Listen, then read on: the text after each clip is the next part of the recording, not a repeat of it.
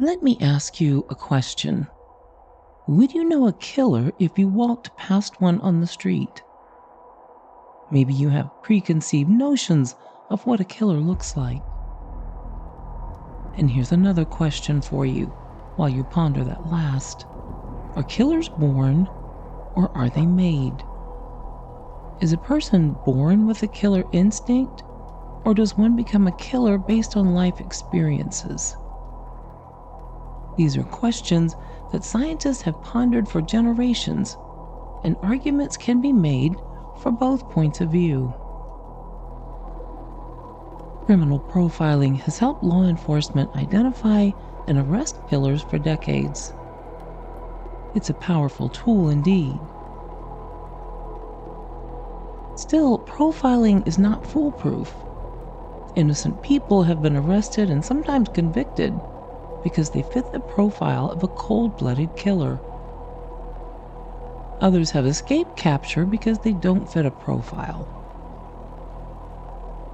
Almost 100 years ago, just such a man was born in South Carolina. A man who stalked, raped, tortured, and murdered at will for more than 40 years. He was captured many times, and he escaped many times. He murdered some of his victims out of a depraved drive to watch pain and bring death, while he murdered others simply because they somehow crossed him, made him angry. Still others, he murdered for hire and for profit. He didn't fit a profile.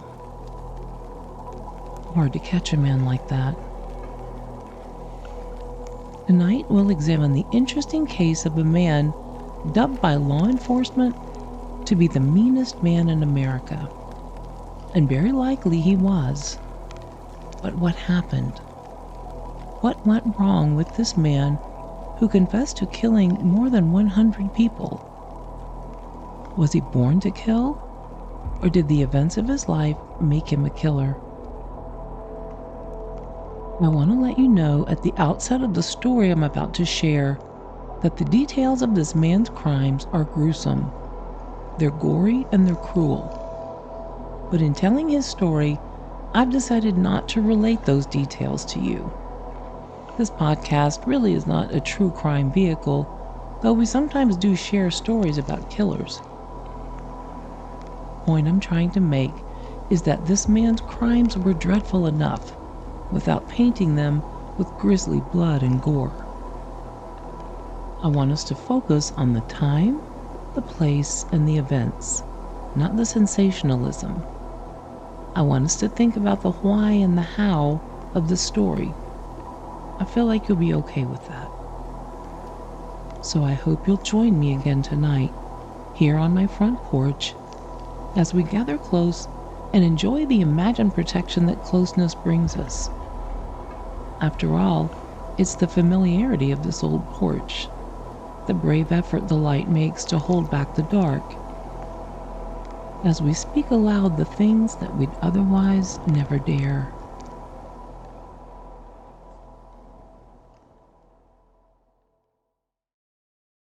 The following podcast contains material that may be disturbing.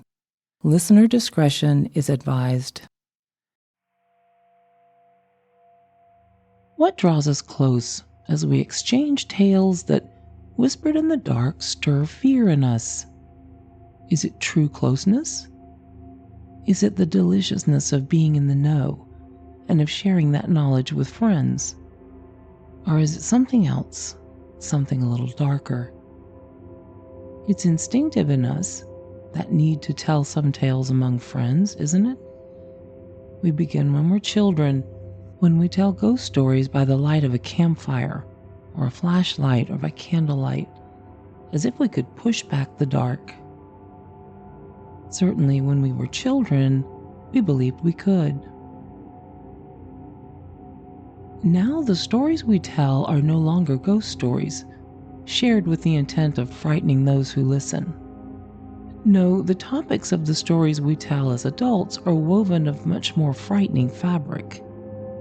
We tell of strange phenomena, of eerie places, and of people gone well, awry. And we tell these stories when we can, as we're gathered on a friend's porch. We do this driven by the same instinct that drove us as children. We draw close under the safety of the porch light because we believe that there's safety in numbers. But unlike the stories we shared as children, there will be no surprise ending that leaves our friends laughing and relieved. There will be just us, the circle of light that shines down on us, and the dark all around. And our words will hang heavy at the edge of that light and the growing dark, and will be left to ponder. Was the story we just heard true? Was it a myth? Or was it something in between?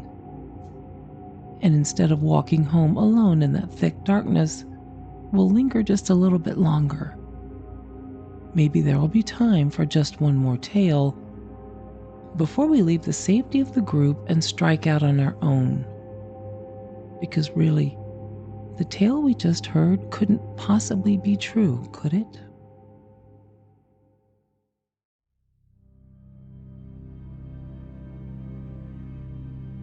In the 1930s, Florence County, South Carolina was about as small town as you could get. Even though it was becoming a rail hub that would eventually bring commerce and people, it was still a mostly rural area, with cypress swamps, deep woods, and wide expanses of fields.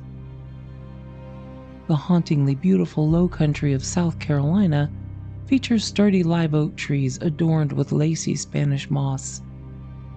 Lakes and rolling pastures round out the bucolic setting, which eventually gives way to the South Carolina coastline.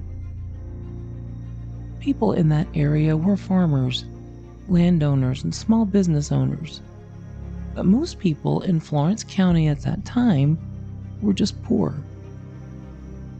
Tobacco has been the area's major crop since colonial days. The warm, humid climate and well-drained soil near the coast are perfect for the harvest. In the 1930s and 40s, many young children quit school early on to pick the crops and help out with family expenses. 40% of the population lived below the poverty line. In Florence, the crime rate was significantly higher than the national average, but then poverty typically joins hands with crime, doesn't it? Such a place, a rural small town, poor area with few prospects, produces all kinds of folks. Mostly they're hard-working, God-fearing people with families and homes that they love. Add to a hard-scrabble life neglect, harm, and unimaginable abuse, and that individual becomes something so deeply evil, so disturbed, that it's almost impossible to fathom. Pee Wee Gaskins. Not the name of an intimidating man, is it? But as an adult that stood a mere 5 feet 3 inches tall, Pee Wee Gaskins was truly a terrifying human being. He claimed to have murdered more than 100 people, though he'd only be tried and convicted of killing just 8. Was he born a killer, or was he born into circumstances that made him one? Donald Pee Wee Gaskins was born on March 13, 1933, to a woman named Yulia. Yulia was very poor, and she had quit school at age 12 to help her family pick cotton and plant tobacco. At about the same time that she quit school and began working on the farm, Yulia started having sex with a Mr. Gaskins, a wealthy neighbor who enjoyed drinking and gambling and very young girls. Gaskins would pay Yulia $1 a week for having sex with him whenever he pleased. At age 14, not surprisingly, Yulia got pregnant. When Gaskins learned he had impregnated the 14-year-old child, he began paying her $10 a month. He also graciously allowed her and the baby to live in a shack on his property. Yulia, just a child herself when she became a mother, neglected her baby son terribly, In fact, she took so little interest in him that the first time he learned his given name, Donald, was when it was read out loud in his first court appearance at age 13. When he was just 1 year old, an unattended Donald drank an entire bottle of kerosene. This caused him to have convulsions until he was 3 years old, and later on in his life, his mother attributed his crime and violence to the kerosene poisoning. And here's a small spoiler alert: neither psychiatrists nor judges ever gave much credence to that explanation. There was clearly a lot more going on in Donald Gaskins' life than an early poisoning incident. Kerosene poisoning aside, Pee-wee's young life was nothing short of torture.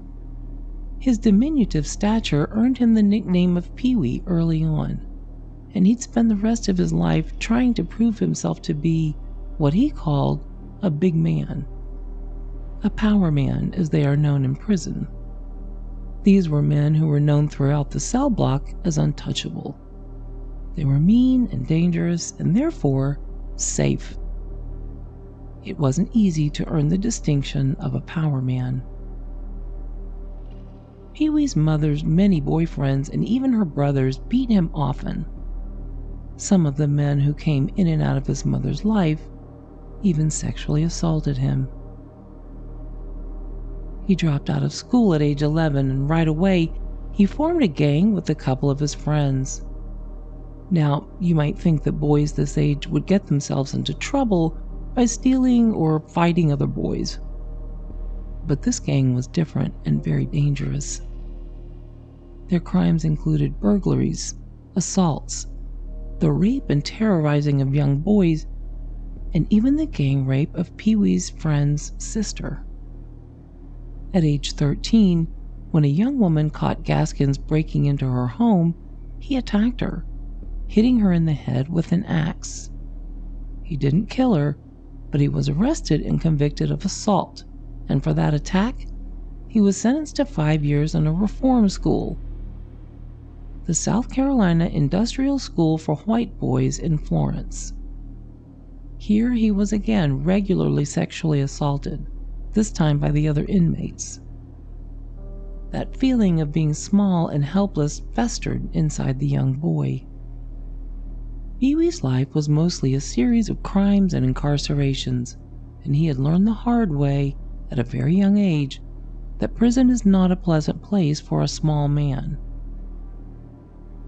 He was arrested for the last time in his life on November 14, 1975, when a criminal associate named Walter Neely confessed to police that he had knowledge of Gaskins killing 28-year-old Dennis Bellamy and his 15-year-old brother, Jimmy Knight. These two men regularly stole cars with Gaskins, chopping them for parts and selling them. But one day, for reasons he never explained, Gaskins had begun to suspect that these men would snitch to police. He took them to a remote area in the thick woods of Florence, and he shot them both, burying their bodies in a shallow grave right there on the spot.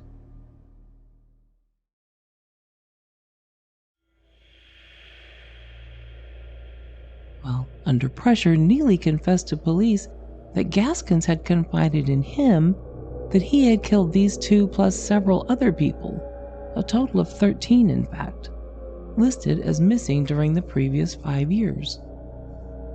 On December 4th that same year, Neely led police to land near Gaskins' home in Prospect, South Carolina, where police discovered the bodies of 8 of Pee-wee's victims. Included in this grisly discovery was the body of 13-year-old Kim Gaskins, who disappeared from Pee-wee's home, and the bodies of his own niece and her friend, whom he had tried unsuccessfully to molest years earlier. 2 more bodies were found nearby in a shallow grave.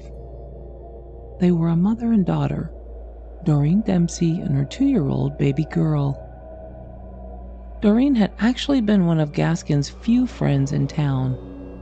She was pregnant with her second child, also fathered by an African-American man, and one day she asked Gaskins to give her a ride to the bus station. She believed it was time for a fresh start. But instead of taking his friend to the bus station, Gaskins took Doreen to a wooded area where he raped and killed her, and then did the same to her baby. The reason, he later said, was that he just didn't agree with a white woman being with a black man. It just wasn't right, he said. He buried the two together in a shallow grave near the other burial site. Probably the reason that he bragged to people that he had his own private cemetery.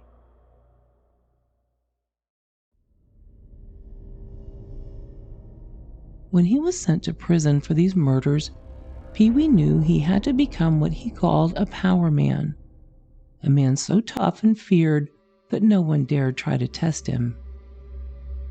He knew that the only way to become such a man was to establish himself right away as formidable.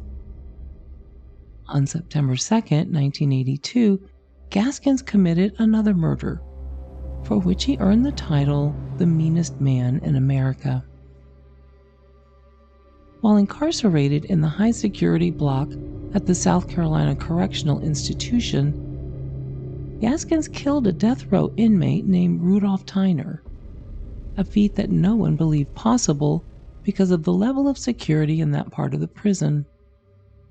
Tyner had received his sentence for killing an elderly couple during a bungled armed robbery of their store. The couple's son, impatient with the slow wheels of justice after waiting 6 years for it, hired Gaskins to kill Tyner in prison. Gaskins made several unsuccessful attempts to kill Tyner by lacing his food with poison, but all he succeeded in doing was making the man very sick. Eventually, he opted to use explosives to kill him. To accomplish this, Gaskins first befriended Tyner. He then rigged a device similar to a portable radio in Tyner's cell and told him that this radio would allow them to communicate between their cells. What Tyner didn't know was that Gaskins had packed C4 plastic explosive inside the speaker. So when Tyner followed Gaskins' instructions to hold the speaker to his ear at an agreed-upon time, Gaskins detonated the explosives from his cell and killed Tyner. He later said, "The last thing he heard was me laughing."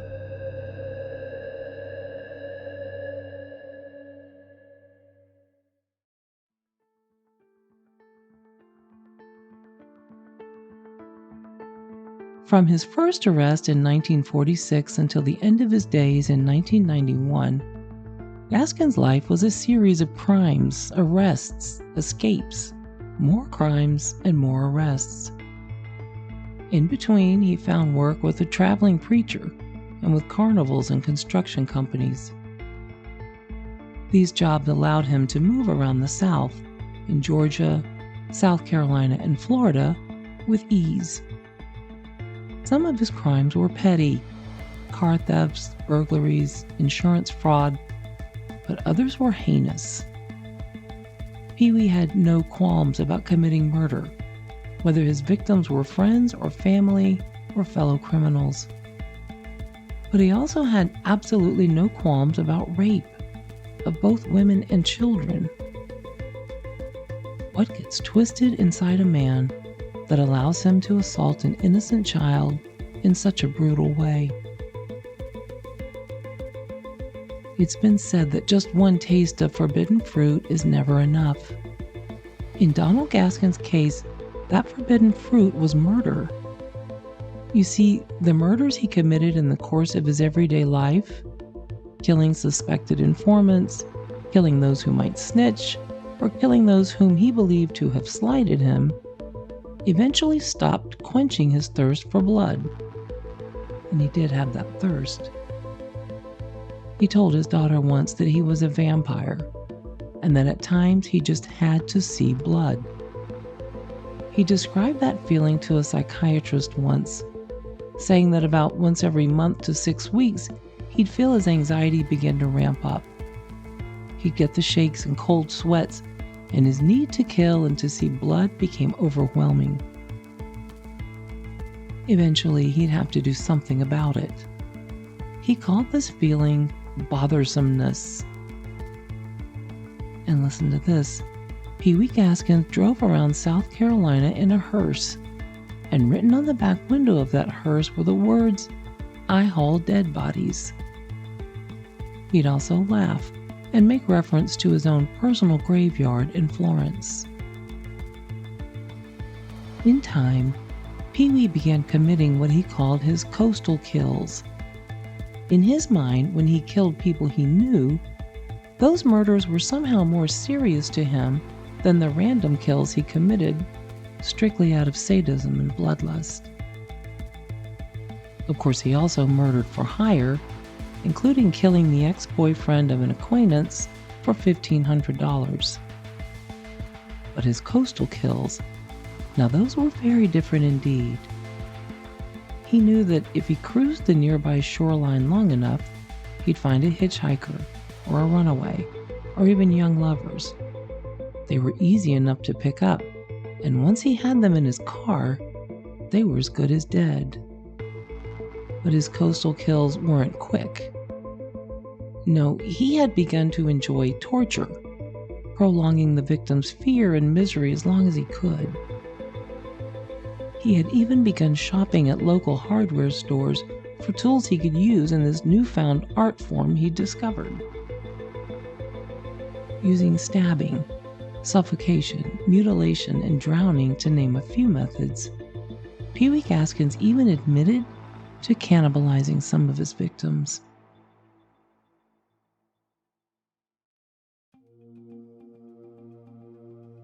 Over the years, and especially after he'd been tried for murdering Tyner in prison, Pee Wee began confessing to many more murders, more than 100 when it was all said and done.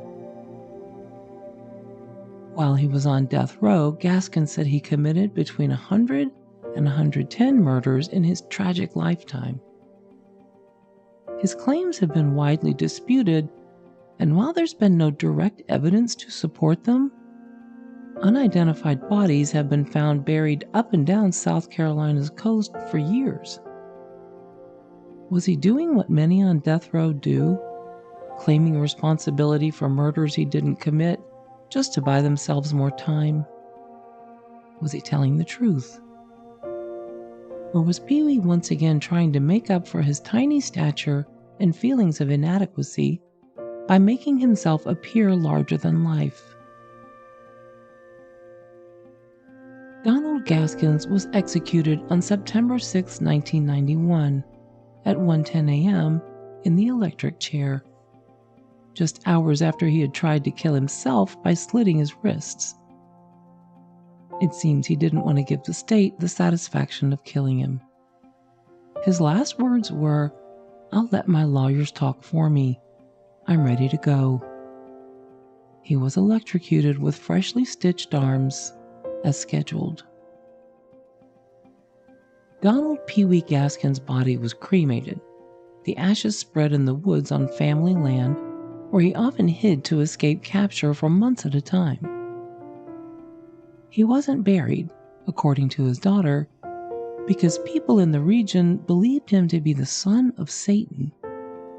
The family feared his body would be stolen so that Satanists could worship it.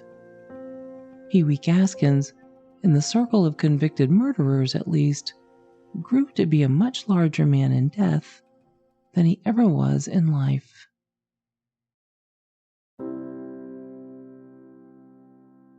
Good evening, listeners.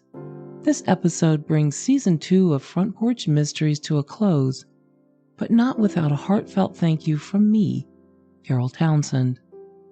As many of you know, I was involved in a terrible automobile accident last summer, near the very beginning of this season.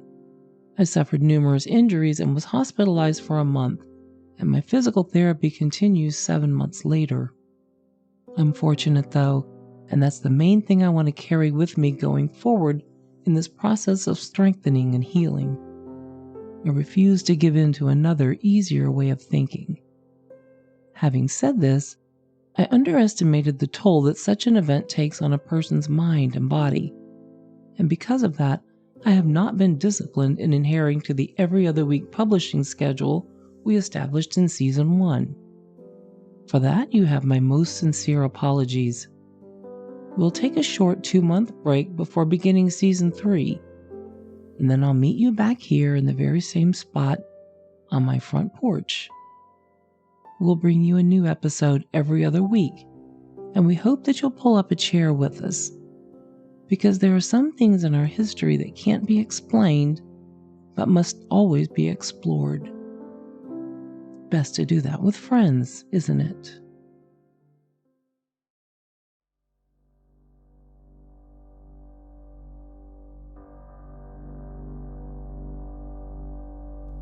I'm Carol Townsend, veteran newspaper journalist and 6-time award-winning author. You can find me on social media and check out my website at caroltownsend.com. As always, thanks for listening, and if you're enjoying these tales of Southern history and lore, I hope you'll tell your friends. Subscribe to this podcast on Spotify, Apple Play, iHeart, and anywhere you listen.